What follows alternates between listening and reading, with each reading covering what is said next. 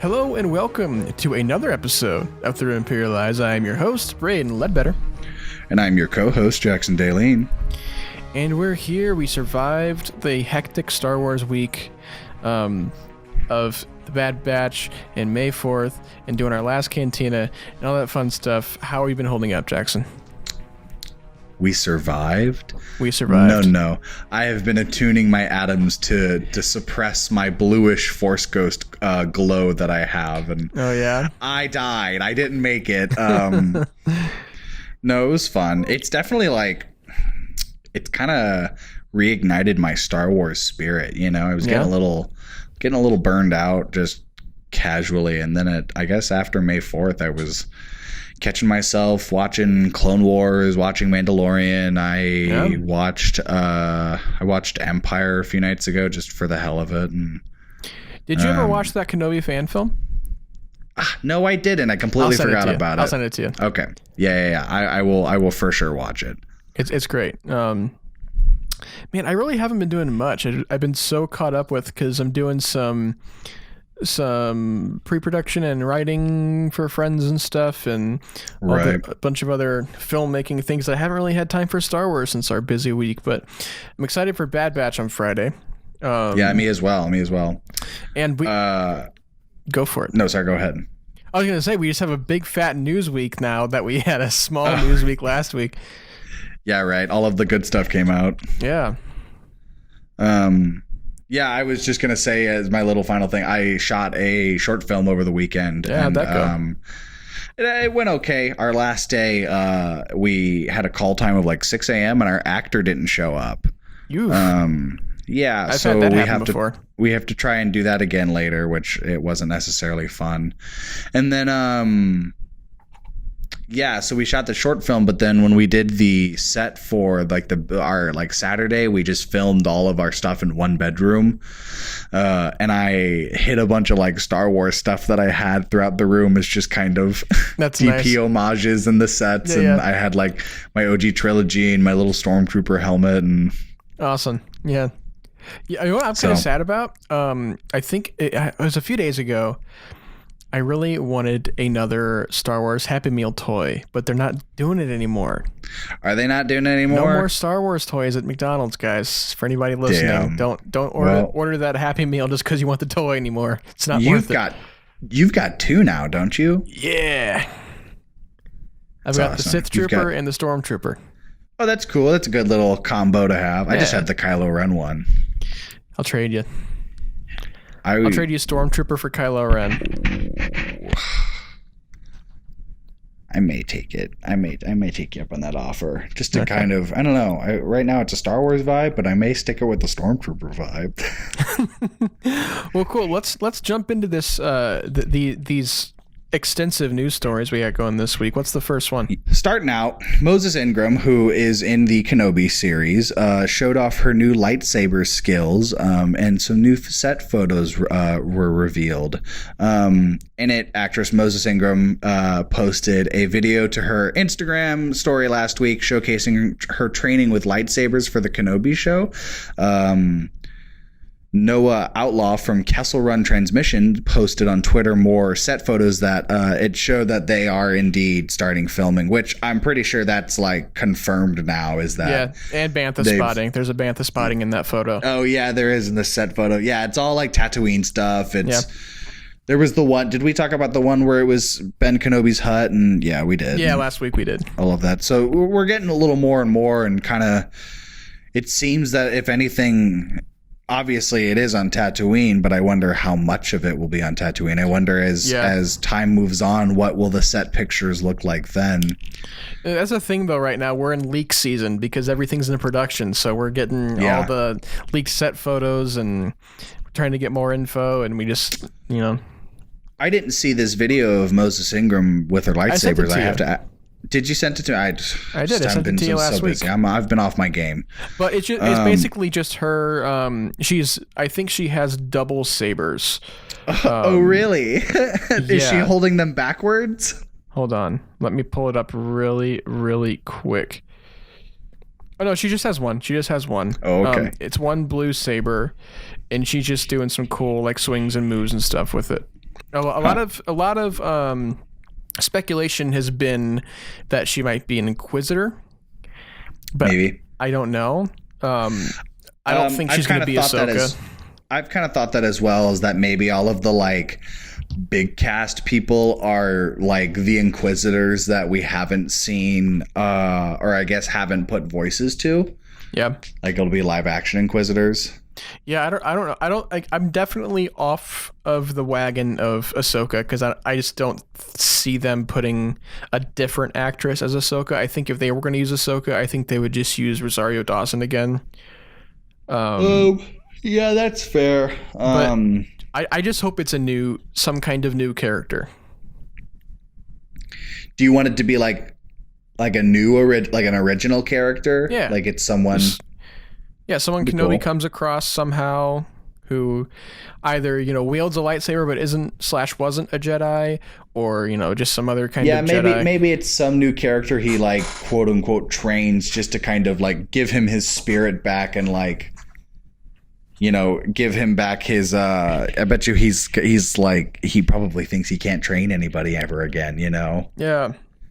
Can't hold that style of being a master, and probably has no hope in trying to help out with Luke. I bet you the Kenobi series is all about Ben getting his groove back. Yeah, I don't know. It'll be interesting to see how they're going to go about bringing these new characters in, because we have to find a way to work them out of the show as well, because by the time we get to A New Hope era and all that, these characters can't still be prevalent, or at least not important, Right. Yeah. So well, cool. Let's move on here. So apparently there was some storm damage done to the Andor set.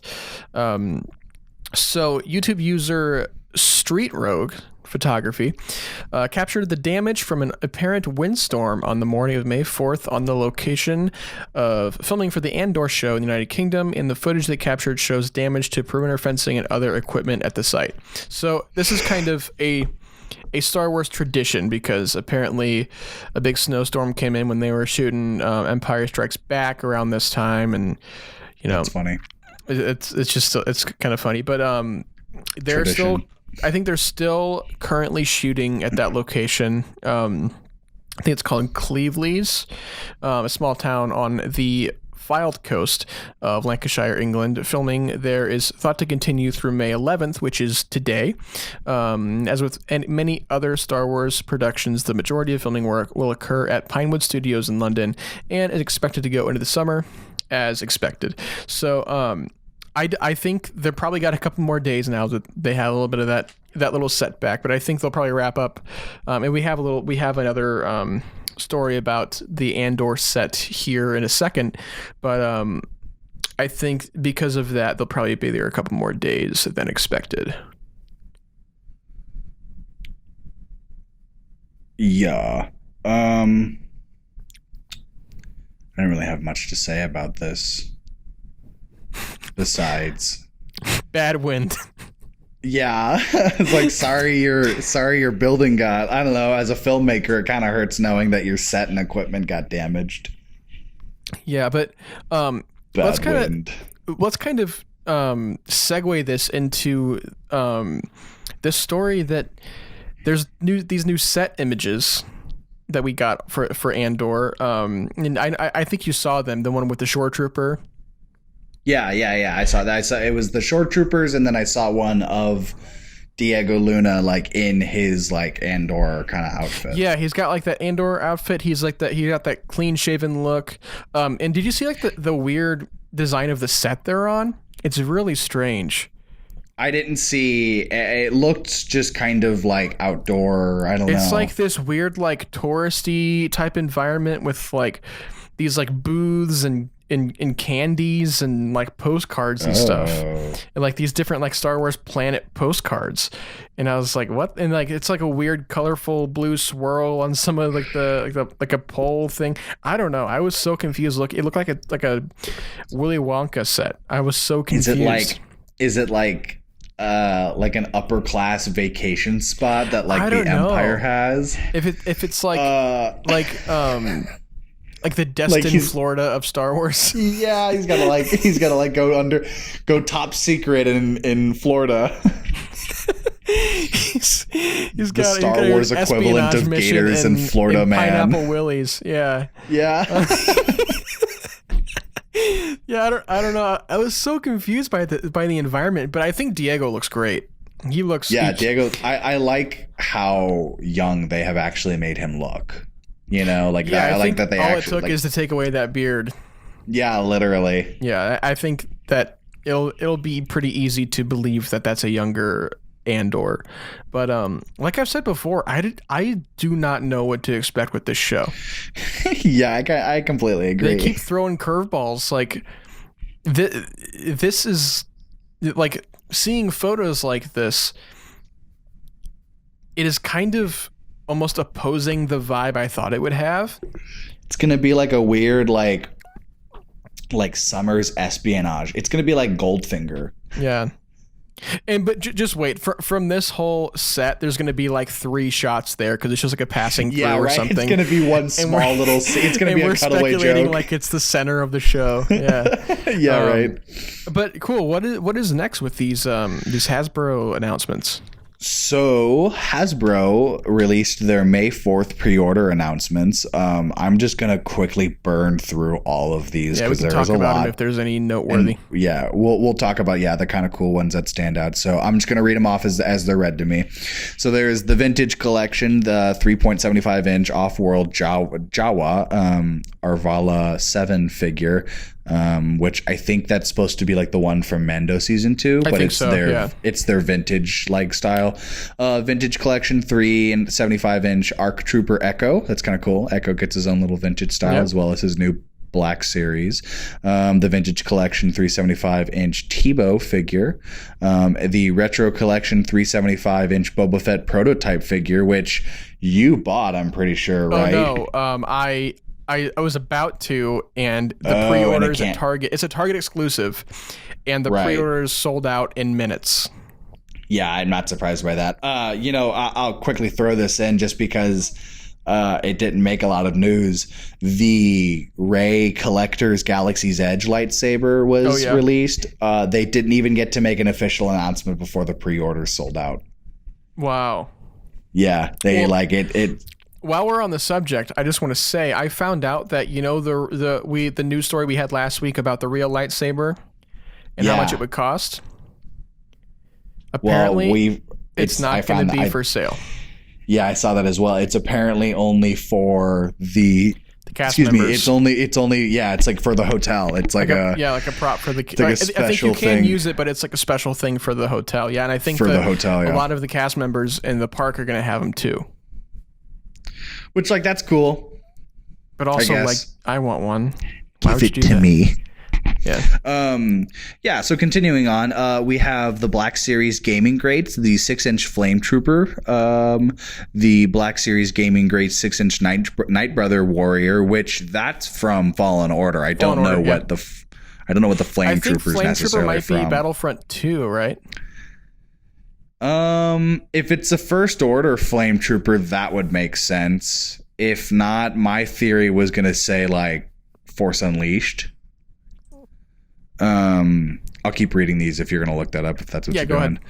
Ahead. We have the new Black Series Mandalorian Death Watch Premium Electronic Helmet. It's like the blue Death Watch helmet. I honestly might get one. It's pretty cool. It looks pretty sick. Yeah. We have the Black Series 6-inch Imperial Clone Shock Trooper, which I will probably also get, the new red Bad Batch Clone Troopers, which they're not new, but they're being used more in Bad Batch. The Black Series 6-inch Vice Admiral Rampart, the Vintage Collection Lucasfilm First 50 Years Death Star droid figure.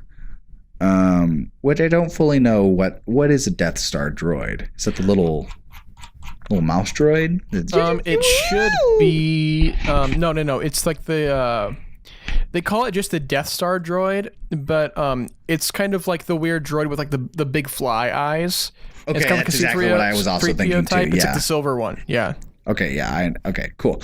We also have the Vintage Collection Lucasfilm first 50 years.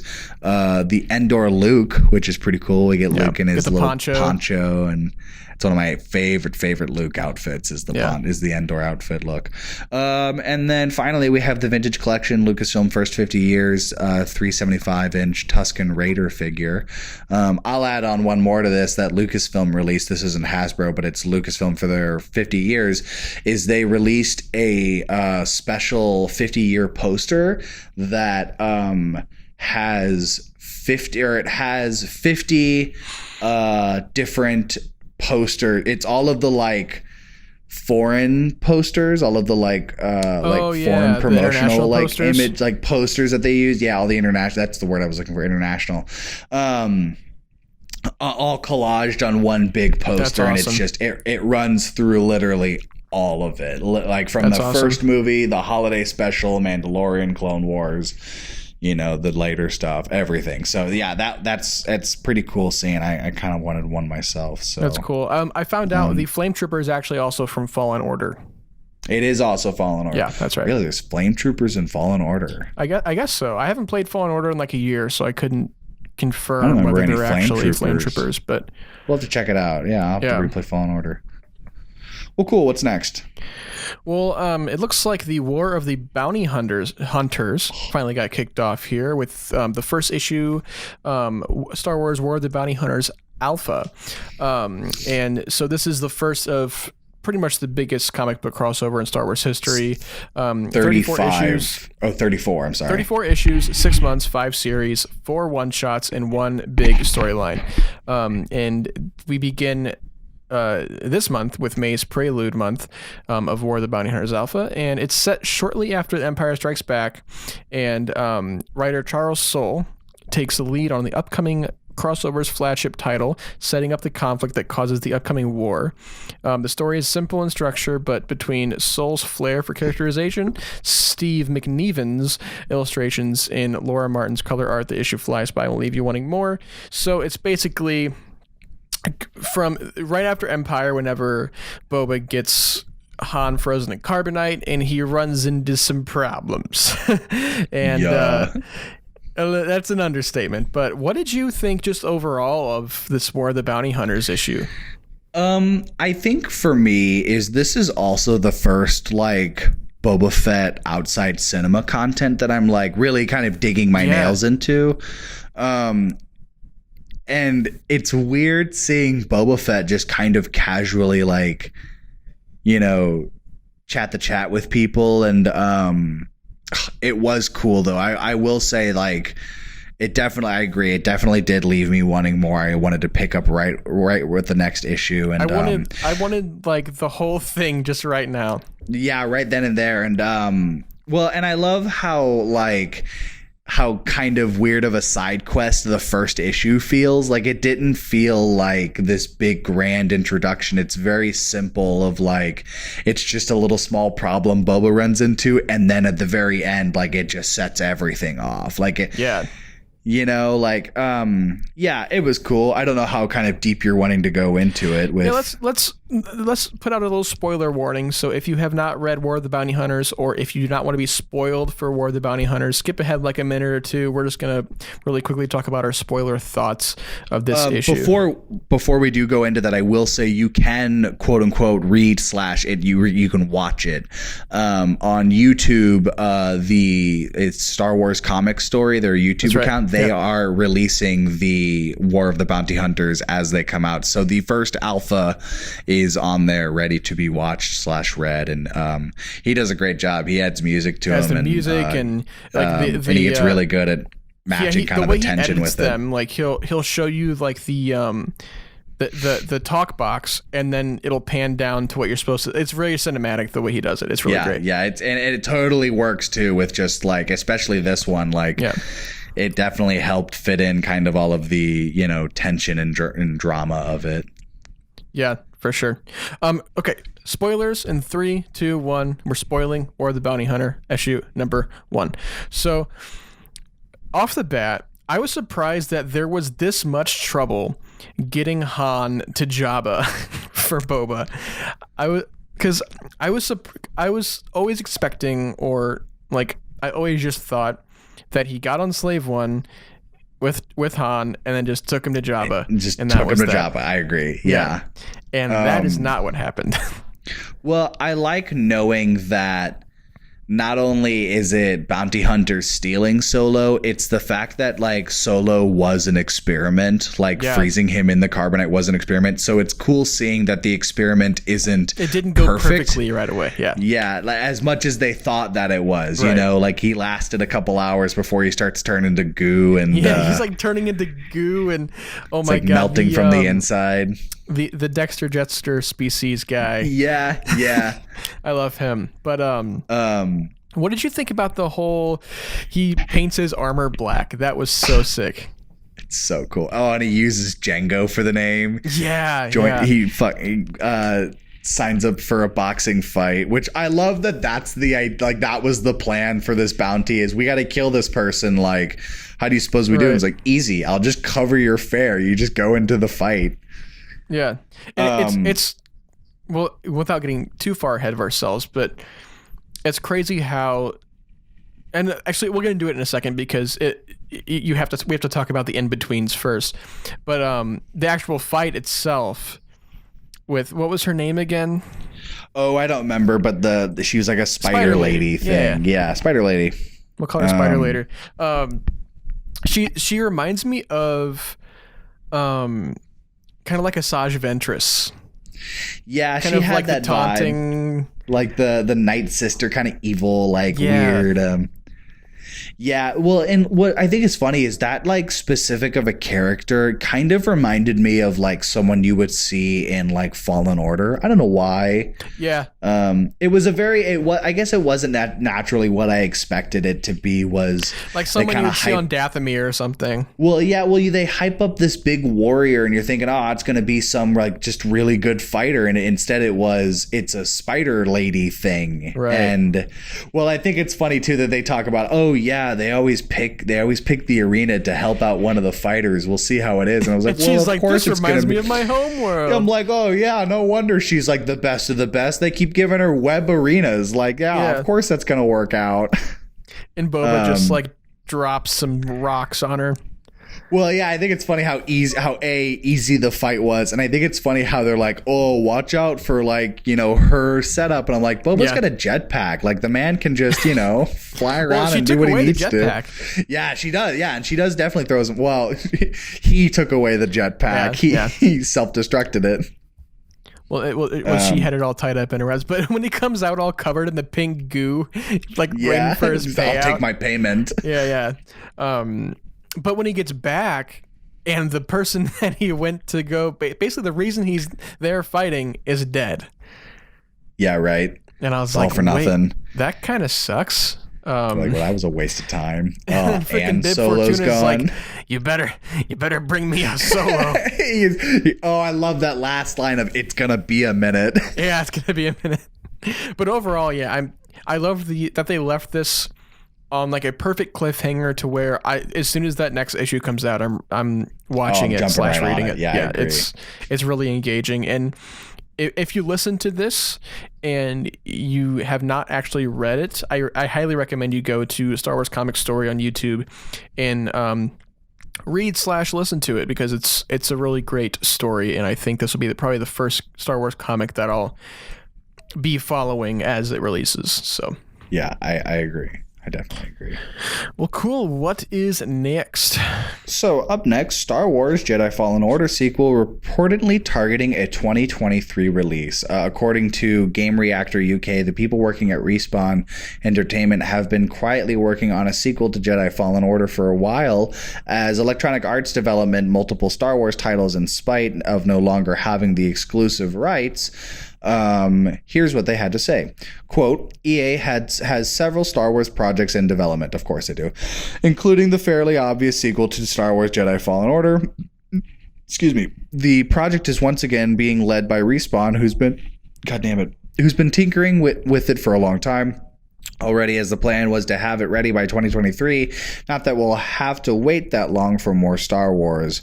It is possible Electronic Arts could provide a short teaser for the game at EA Play on June 12th, but they may choose to wait until 2022 before discussing the title, depending on its level of progress.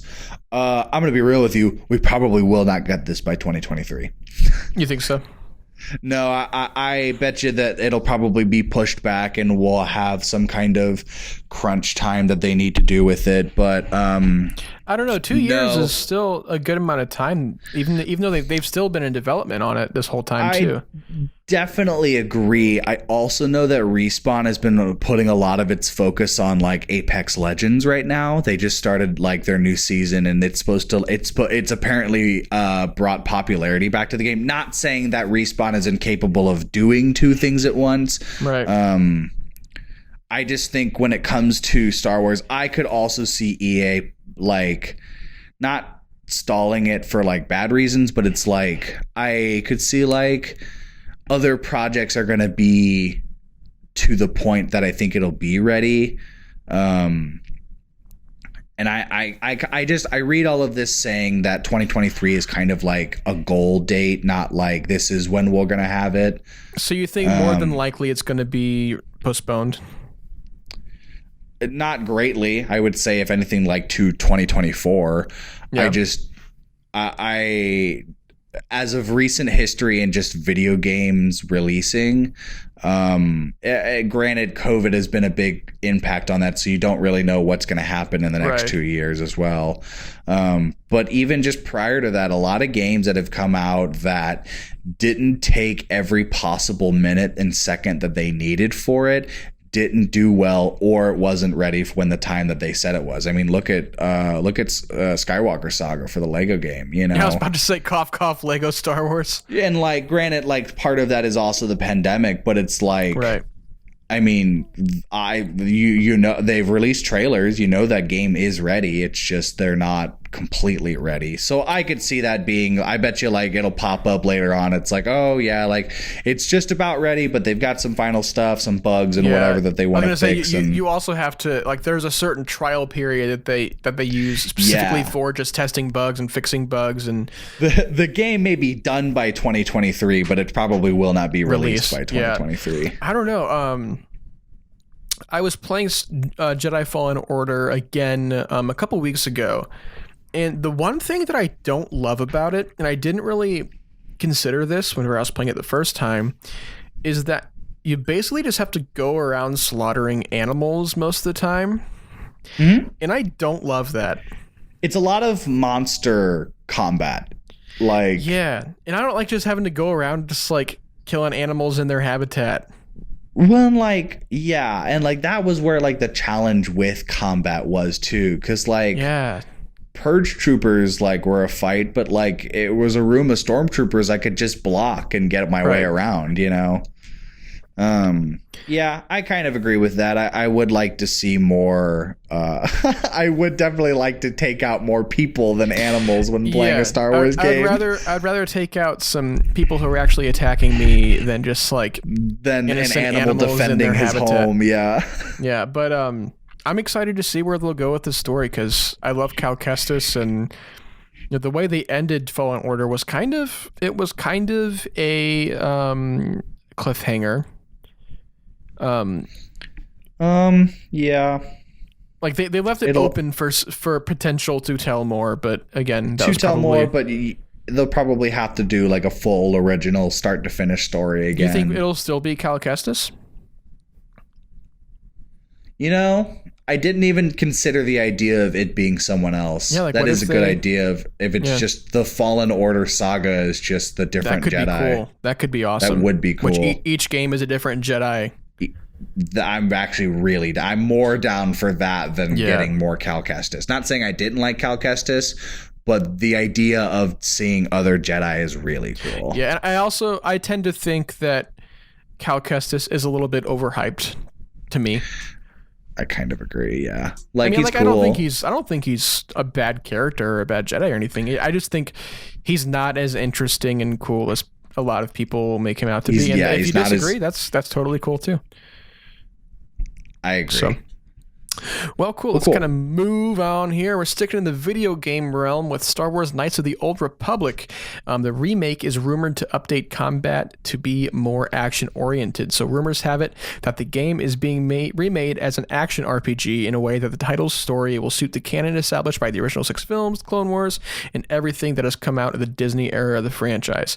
When Jason Schreier was jokingly asked about more news on the Knights of the Old Republic game that he's alluded to, Schreier reiterated that the game was, in actuality, a thing, and he used the term remake to describe the project, which has been said to utilize concepts from both the original game and Knights of the Old Republic 2, The Sith Lords. So what do you think about this remake of Knights of the Old Republic? So I also read a different thing when this all came out about the combat style, and I read that it was the other that it pulled from is that they want to focus a lot on Jedi Academy, which that's what I wanted the original Knights of the Republic to be like, is like Jedi Academy. That combat is I still hold up to it. It's very, very good. It's very natural feeling. It's very real time, kind of like, It's not, like the bad guy jumped to that spot because the game told him to. It's that the bad guy's jumping around dodging my attack, so I have to literally plan it in my head of how I want to address this. Is how do I want to take this out without, with it within the game. It's not very story. It's very natural. That, like I said, it's very natural feeling. And I never played Jedi Academy. Dude, I totally recommend them. They're both of them are on the PlayStation Store for I think like $10 each. Oh, I'll have to pick those up. Yeah, I was going through the first one quickly, but I kind of slowed down on it. But it's a lot of fun. It's all about like Luke's Academy and Luke's Order, and it's where Kyle Katarn kind of shows up. In the second one, you play as Kyle Katarn, and I don't know what the story has to involve, because that's Jedi Outcast. Yeah. Did you ever play Knights of the Old Republic, the PS2 game? No, actually, I never did. I know that they're on the App Store, the Apple Store for like $15, but yeah, I haven't. No, I haven't played. I never played them, and I know that they're turn based, so it makes sense that they're kind of talking about this combat, because I think that was the big downside to the originals, was that nobody liked the combat, but the story and the like RPG aspect I do know the completely spoiler for the outweighed story. it. I think I also know it, but like,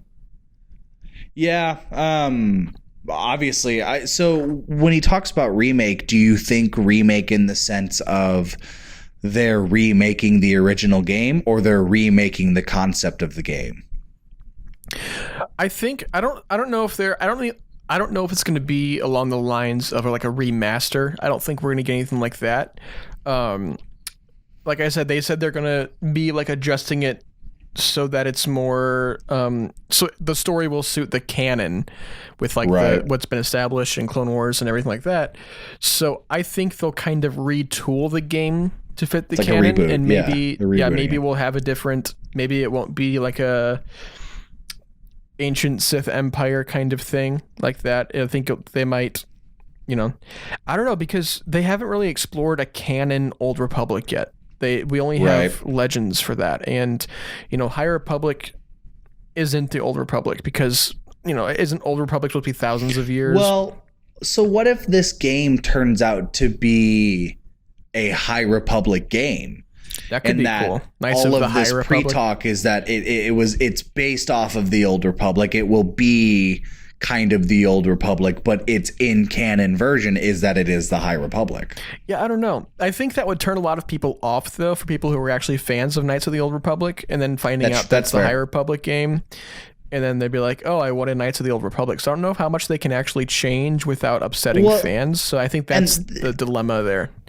I definitely agree with that as well. I definitely agree. But that's kind of what I'm also saying is, what if it's Old Republic, but it's just a name change?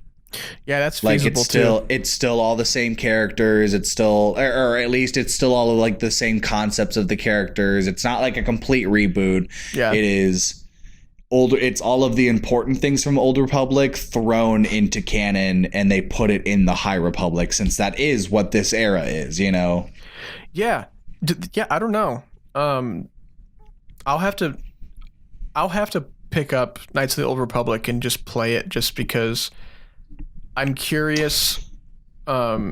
I hear, like you said, I hear the action and gameplay isn't wonderful, but the story is the reason you play Knights of the Republic. Right, that's like what sells it completely. Yeah, with so both of them too. That's apparently been the case with both of them. What system were they originally for? I think it was around the PS2, Xbox, GameCube era. Hell yeah! Like 2003. I believe. Your boy just picked up a PlayStation 2 from the Goodwill. I think Knights of the Republic, even on eBay, is like upwards of $70 to $100. Yeah, that checks out. You know what? My main focus is getting OG Star Wars Battlefront 2. Like, that's all I want is that. OG Battlefront, yeah. Because that was the first time you could play as a Jedi. Yeah, right. Like, yeah. I get to I want to replay the 501st like campaign missions. To replay Galactic Assault. I have not played Battlefront 2 since probably 2005.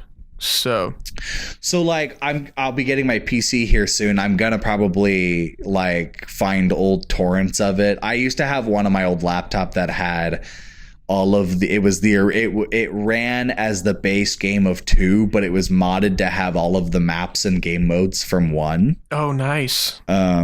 So I'm like, yeah, so I'm obviously going to get it here soon, but I kind of wanted like originally to have with this PlayStation, or at least get, Revenge of the Sith. Right, I'll get the first Battlefront, where I actually really liked the map designs of the first Battlefront. I can't even remember anything about the first Battlefront, because I don't think I ever played. I think I did play it, but I played it like once or twice. My brother played it a lot. I played both hand in hand, just as I had them. I just had both of them growing up, and they just both held up really well. So, well, cool. Let's keep going. What's next? Up next, the Force will be strong with The Mandalorian Season 3, David Filoni says. GMA got the chance to interview Dave Filoni, the mastermind behind all of the animated shows, and he is one of the founding directorial creators of The Mandalorian. Him and Jon Favreau both talked about he dropped some juicy info about Mandalorian's third season. Quote, "We're working on Boba Fett right now. There's a lot new adventures coming up. I have to be careful. I can't really say anything specific, but the Force will be strong with this one. That's for sure." I think it's funny that he's like, I can't say much, when he's literally the person who can say it all. Well, I mean, kinda, yeah. I mean, he will be fired if he breaks that NDA, and he'll be sued a lot of money. He'll be sued a lot of money, but they will never get rid of Dave Filoni. He has too much power. I don't know about that. But what do you think this means? The Force will be strong with this one. I think we're getting more Jedi. What kind of Jedi? I don't know, but I think we're getting more. I think that this kind of confirms that we are going to get. I think we're going to see Grogu again. And I think we'll get a sneak peek of Luke's early Jedi training academy. So let me hit you with a little hypothetical theory that I have with Grogu and Luke's academy. We were just talking about Jedi Academy, and I did mention good old classic Kyle Katarn. Do you know who Kyle Katarn is? Not really. He's essentially if Han Solo was a Jedi. Okay. He ends up being like Luke's right-hand man in the Order, and I think he actually ends up leaving. I think that's what Jedi Academy 2 is about. I've yet to play it, so I could be wrong. But I think this would be a really, really fun way to introduce a canon Kyle Katarn by making him Grogu's master. Interesting. And that, and that it works in the way of you get to see Luke's academy, you get to see more Jedi in this era, but you don't have to pull the hassle of either recasting or CGIing a Luke all the time, Yeah, and that's what I'm worried about too. Is if they do go the show more Luke route, how distracting that CG will be if they do have Luke a little more prevalent in the next season. while I didn't mind it the first time, I also understand that he's just standing there. Right. And then anything of movement, you don't see his face. So maybe you can kind of mix it in. But like, yeah, I agree. How much can you pull off showing a face without it actually being awful? Yeah, I think this next season's going to be more focused on Mandalore and more Din Djarin and stuff. I will also say too, you know how when TV shows get more popular, their budget gets bigger and bigger, and their production value gets better. I can't wait for this next season to happen, because like, while The Mandalorian has always been like just riding that wave just all the way, riding the lightning all the way to the top, and it's just been knockout after knockout of just everything that they've released and have just gained mass popularity. Right. I will say after season 2, like that's when they reached kind of legend status. So it leads me to believe that like season 3, they're going to go balls to the wall. They're going to go They absolutely have to. Out. With each season, it needs to keep topping the season before. That's how you keep fans engaged. I agree. Yeah. And it's just going to be absolutely crazy. I'm so excited. I think we're going to have to wait another year and a half before we even see anything for season 3. Oh, for sure. And well, like Filoni says, he's like, we're focused on Boba Fett right now, which it gets me excited about Book of Boba Fett. I'm glad that they are paying the right amount of attention on it right now. When are we supposed to get Book of Boba Fett? They just said end of this year, right? End of this year, yeah. I think that's going to be Christmas. I bet it's going to be like a Christmas Day so release. Too. Yeah. I think it'll be Merry Christmas. Here's Boba Fett. Yeah. Do you think they'll release all of it at once? Because I mean, it's only 4 episodes. No, they got to keep the buzz going.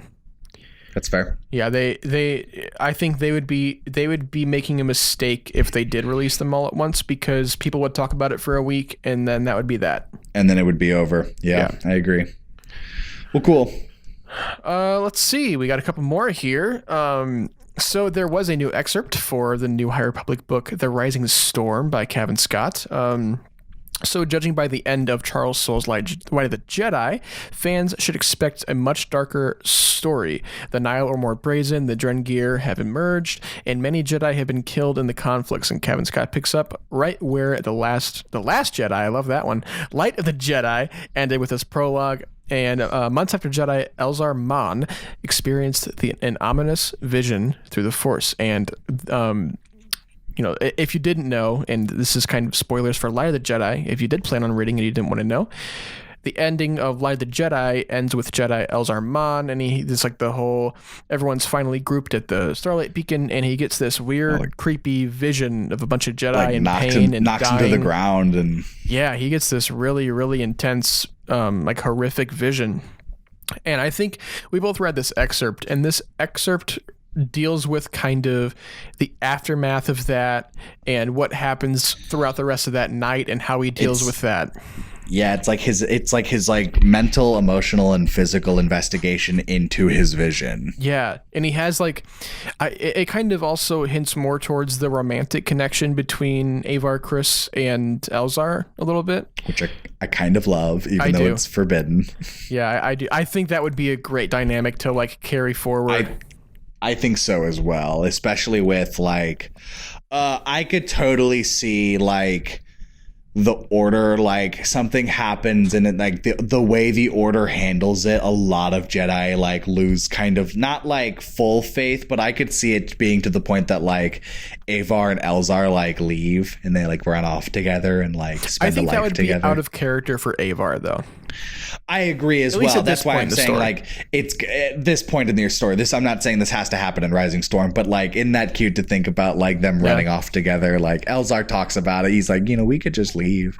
We have the power. Yeah. What did you think about the whole Elzar kind of meditating in underwater, in the ocean? I love it. I love the I love the new kind of spirituality of the Force and how different it is for everybody. I love how much personality the Force has in this series. There is much more. Yeah, I was just gonna say that personality and just kind of the mental, the customization that everybody has specifically and how they've fine-tuned it to help them. So I like knowing that Elzar, uses like water and kind of it helps, relax him and uses him to connect to the Force better. Helps him focus and he just kind of submerges calls out to himself. The Force, like, I want to understand, I want to learn, show me. Yeah. Yeah, I love that. And he like has this vision of like someone's like bones getting shattered and being torn apart. I was like, oh, that's creepy. This excerpt definitely already gives like the much darker vibe that Rising Storm's gonna have, but it's already has the more like detailed adult content. Like Light of the Jedi. I think that's why you bring in Kevin Scott for this one. I absolutely agree. It's going to be much more. It's going to be dark concepts. It's going to be like the more you think about it, the worse it's going to be. It'll be like the Empire Last Jedi of. I'm hoping this will be some kind of trilogy, like Light of the Jedi, Rising Storm, and then whatever the third one's going to be. Hasn't been announced yet. That'd be really cool, is to have that, the High Republic, like the main trilogy, and then you've got all the little spin-offs and comics and different stuff. Yeah, and I'm sure we'll have. Although I would be happy with several more books in this main series, the main adult novel series. Yeah, right. Well, cool. I'm very excited for Rising Storm. I think it comes out this June. Yes. June or July? June 26th, June 16th. Don't quote us. We're just guessing. June 13th, like June 23rd, June something. June 31st. First. All right. June 37th. What's our last story here for the day before we get out of here? Finally, for the day. This came out today. At least I saw it today when it today, as became of Tuesday, news. May 11th. Ewan McGregor teases Obi-Wan Kenobi show details in the new. He did an interview with Jimmy Kimmel. Jimmy Kimmel asked McGregor how it felt to put the costume back on, to which McGregor said the costume was slightly different than what you might expect. He didn't offer any more details, but it stands to reason Obi-Wan's wardrobe in the show will be closer to Alec Guinness's costume from A New Hope, as opposed to what McGregor wore last in Revenge of the Sith. Kimmel also asked if they did anything special to celebrate May the 4th on set. McGregor provided with the most intriguing hint here. He said that he filmed a very special scene on May the 4th with someone very special in his life. He didn't provide any qualifiers, but he hasn't acted with them before and isn't related to them necessarily. Maybe his girlfriend, Mary Elizabeth Winstead, which I didn't know that. I didn't know he was dating Mary Liz. Wow, what a power couple. Good for them. I know. I didn't know that either. I think they've been dating for like 3 years. That's crazy. Yeah. I didn't know that at all. That's like Brenda Song and Macaulay Culkin, who they have a kid together now. Yeah. So I want to break this down with some stuff. We'll first talk about the costume. Yeah. Do you think it will be more like Alec Guinness's, or do you think... I think it'll be in between. I think it's going to be like that sideshow toy, the concept Obi-Wan they have, where he's got like the robes, but they're more like... He's making his way to the Alec Guinness look. Yeah, and they're like, it's set up to where it's like you can tell he's been surviving on Tatooine. Like it's got like, he's got more like pockets on it, and he's got a blaster with him and like a rifle, and I think he's definitely going to have the long robes, the ones that go down to the ankle, and I think that he definitely needs to have those awesome gray streaks in his hair. Oh, for sure. And I bet you they will gray up his hair much more than what he had in Revenge, but less than what he has in New Hope. I wonder how gray like his beard will look. Ooh, I never thought about that. Well, and like I wanted to know too is I wonder, because in the set photos he's got a pretty bushy beard, but Alec Guinness himself doesn't have that thick of a beard. Yeah. When he plays Obi-Wan, so I wonder if he uses his lightsaber to shave. Well, I wonder if they'll like, he's got the beard now, but I wonder if they'll trim it down enough when they're actually filming to where like his chin's kind of spotchy and like. Well, that's usually what you do. If you're being told to grow out a beard for like a production, a lot of times they'll want you to grow it out a lot longer than it will be, so that way just they can cut it and groom it for you the way they want it. Just grow it out as much as you can. Yeah, that's usually what they do. But who do you think the special someone is? I think Mary Elizabeth Winstead is a great guess because he says someone that's very special in his life that he has not acted with. So that just automatically confirms that that's not somebody we've seen before in Revenge of the Sith or Star Wars. Well, I don't know about necessarily Star Wars, but yeah, I don't know. I wonder if I wonder if young Luke is actually just Mark Hamill.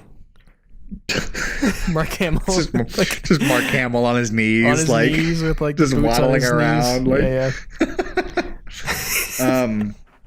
Yeah, I don't know. I wonder what he means by a very special scene. Like if it'll be like an actual like important scene, or if it's some kind of cameo and it's like, oh, that's the person he really like gets special to him. Ooh, hold on. What if he has a force back vision thing or flashback of Satine, and Mary Elizabeth Winstead is Satine? That's not a bad cast either. And like Mary Elizabeth Winstead, it's like really, she's known as like the sci-fi quote unquote queen. She's just always in a bunch of stuff. So that's not a necessarily role that she wouldn't be incapable or if like he's of doing. having like these hallucinations of like past people in his life, and it would be cool if he does have these hallucinations with like Anakin's there and. Ooh. Oh yeah, like Satine's there, and then like I think we got to Qui-Gon's there. We got to get a Qui-Gon Force Ghosts like training sequence with him though. I think Qui-Gon. I think that's the big one they're keeping secret is Qui-Gon. Yeah, because you don't want to put all your eggs in one basket. You got to give us something. Agree, yeah. To be surprised. And I think with. It's funny that is more of the one that I think everyone would have guessed rather than Hayden Christensen. Well, but I think they did that on purpose. They want us to keep guessing whether Liam's going to. But Liam has always been so enthusiastic about Star Wars. Yeah. So I think there's no question. It's not even a question whether he's coming back, because he's definitely coming back. Liam. Well, cool. I think we got through the news this week. I think that's the biggest. My rundown here is like 6 pages, so it's definitely a thicker news week, but longer. Yeah, well, thank you guys so much for tuning into this news episode of Through Imperial Eyes, our main show. We haven't really been taking questions recently, and it's just kind of, life happens. You forget to ask for questions. That's about all it boils down to. But if you would like to find us on our social medias, you can find us on Instagram at Through Imperial Eyes Pod, on Twitter at Imperial Eyes Pod, and on YouTube you can search up Through Imperial Eyes Podcast. We will pop up. We have video versions of all of our podcast episodes, and we have video version of the Bad Batch Report on YouTube as well. Jackson, where can they find you? You can find me on Twitter at Quackson Scalene. That's Quackson, and then scaling like the triangle. I'm pretty sure my Twitter handle is still, it's like in quotes, it says Chanel boots, a reference to the great Luke Skywalker. That's right. in his Return of the Jedi outfit. Return of the outfit, Return of the outfit Jedi. That was the last episode of Mandalorian season 2, Return of the outfit.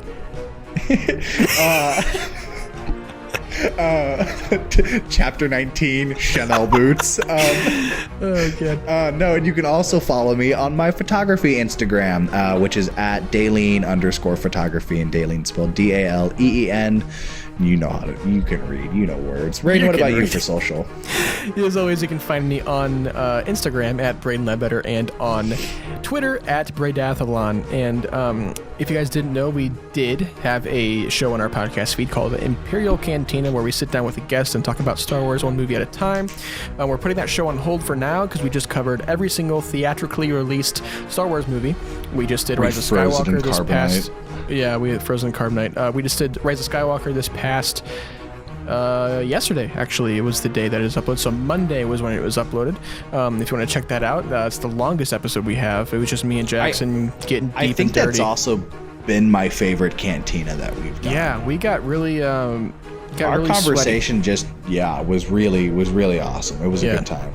It just shows that if you sit down and talk about things, just break it down. You can enjoy and learn to enjoy things a lot more, especially Star Wars. But I think that's about all we have. Again, if you want to leave that rating and review on that Apple podcast, that always helps. Don't be shy. Hit that like button. Hit that like button. And if you don't have Apple Podcasts, you can also check us out on Spotify, Anchor, Google Podcasts. I'm sure we're we're on the shelf at Radio Shack somewhere. You know, Wow, if you can find a Radio Shack. if you can find a Radio Shack, we're there, man. But well, I think until next, either next. If you don't watch Bad Batch, you can catch us on our news episode next week. And if you do watch Bad Batch, you can catch us tomorrow for our Bad Batch report episode. We'll talk about all things episode 3 for Bad Batch. But until then, and until we see you again, may the Force be with you.